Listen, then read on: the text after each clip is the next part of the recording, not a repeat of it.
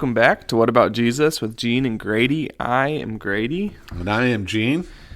Thanks for tuning in, everyone. Yes, and while we are on the subject of what about Jesus, we'd like to focus at this time on what about Jesus when he said. So where are we going with this one? Well, today we're talking about Jesus walking on water. Okay. Pretty familiar story with everyone. I would say we're here in Matthew 14, going 22, and we'll go down to 32. Okay. So 10 verses there, and I think this is one of those stories that we learn about when we're kids, and it gets progressively less cool the older that we get because we hear about it all the time. Yeah. And that shouldn't be the case because this is Jesus literally walks on water, which is super cool. So let's get to reading. Okay. Matthew 14, starting verse 22. Immediately Jesus made the disciples get into the boat and go on ahead of him to the other side while he dismissed the crowd. After he dismissed them, he went up on a mountainside by himself to pray. Later that night he was there alone, and the boat had already a considerable distance from land, buffeted by the waves, because the wind was against it. Shortly before dawn, Jesus went out to them, walking on the lake, and when the disciples saw him coming on the lake, they were terrified. "It's a ghost," they said. They cried out in fear. But Jesus immediately said to them, "Take courage, it is I, do not be afraid." "Lord, if it is you," Peter replied, "let me come to you on the water." "Come," he said. Then Peter got out of the boat, walked on the water, and came towards Jesus. When he saw the wind, he was afraid and began to sink. He cried out, "Lord, save me." Immediately, Jesus reached out his hand and caught him. "You little faith," he said, "why did you doubt?" And when they climbed back into the boat, the wind died down, and those who were in the boat worshipped him, saying, "You truly are the Son of God." There's a lot of things here to unpack. Yeah. So what stood out to you when you chose this particular text? Well, I think Jesus' response to Peter after he started sinking was the reason why I chose this text. Okay. There's a lot more to unpack, I would say, probably before we get to that point. Okay. But Jesus asking Peter why he doubted when Peter was the only one that climbed out of the boat to begin with. Yeah. Which I guess he didn't have to, but, he did it. Yeah. And so, interesting response by Jesus there. So, kind of want to talk about that a little bit. So let's look at what you said before.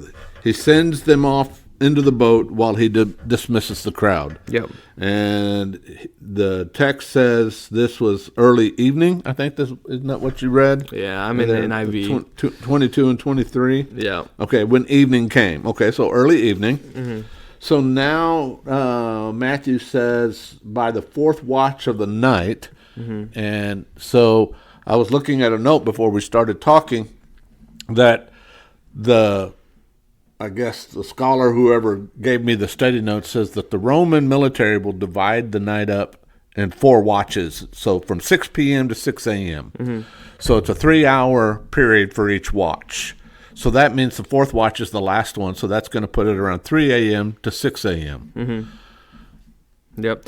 And right here it says the same thing there in verse 25, shortly before dawn. Right. So okay. Yeah, so they great. left early evening. Yeah. And now it's almost dawn.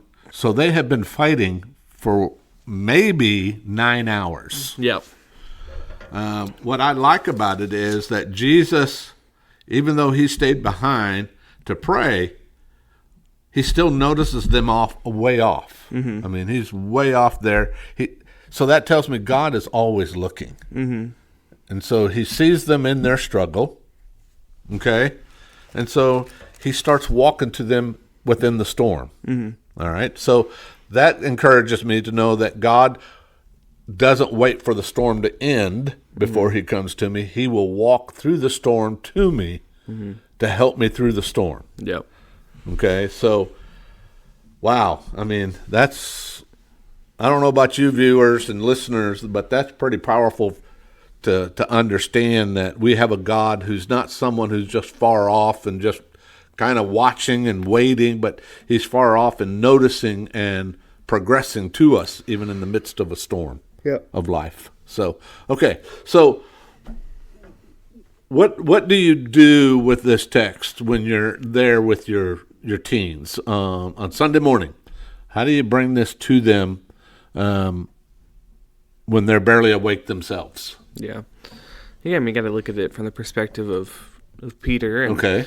And as you see, they're going out. They don't have any GPS or anything like that to get themselves across the lake. They don't know a storm's coming. They just get in the boat and are going to the other side. That's what Jesus told them to do.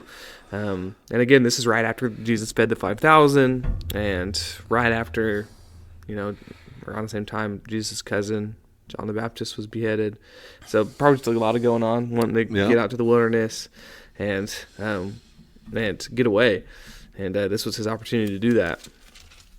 But obviously they're fighting a storm, 9 hours, frantically throwing water outside of a boat, and they see someone walking on the water. I'd probably think it was a ghost too. Yeah, start seeing absolutely. Things, pure exhaustion. And, but how encouraging it must have been to hear Jesus' voice, but also from Peter's perspective to get out and try and walk to him. And, after all of that, Jesus asking, "You little faith, why did you doubt?" So I would take it from that perspective. It's with Jesus, you can't be half in and half out. It's easy to trust him whenever you're walking, but whenever you feel the wind, whenever you feel all the bad things, we start to sink. We can't doubt him during then either. So yeah. I mean, so my question has always been first off, understand that it's not faith until you get both feet out of the boat. Mm-hmm. Can't have just one foot in the boat and one foot on the water and going, "Hey, I'm walking on water." Yeah. But the other thing is, when he starts to sink and Jesus saves him, he says, "Oh, you of little faith, why did you doubt?" So where was Peter's doubt? Was it in Jesus, or was it himself? Or, yeah.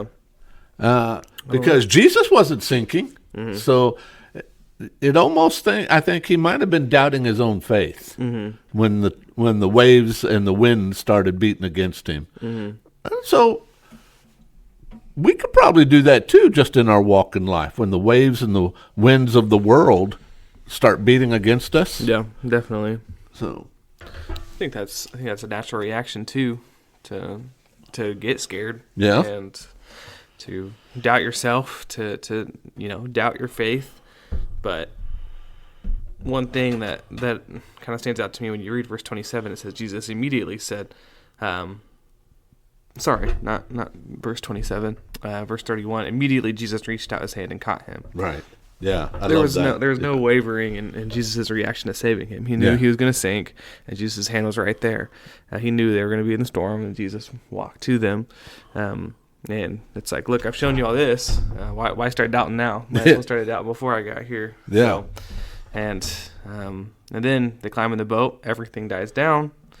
Another testament to who Jesus is, controlling the elements.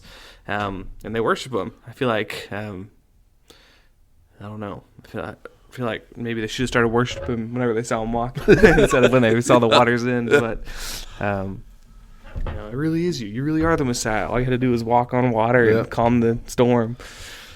So, okay, another take that I see in this, okay, Jesus saves him. Storm's still going on, okay? Yep.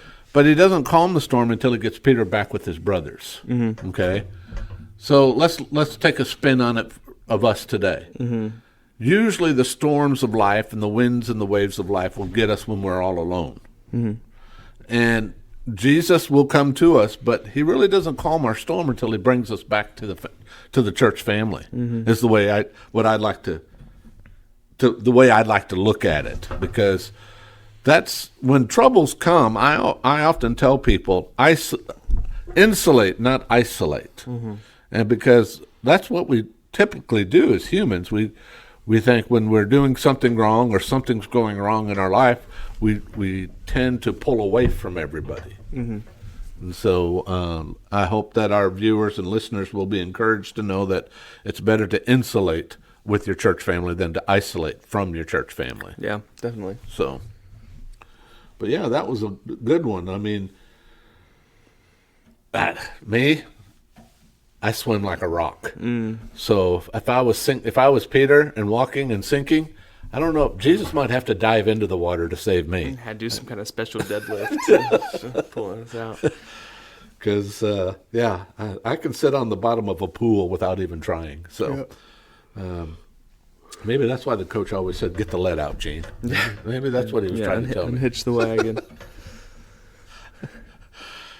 So, well, very good. Grady, I just pray that our teens can grab a hold of this as well and kind of increase their faith instead of doubt their faith. No. So, well, what else did you find with that statement that Jesus made? Yeah.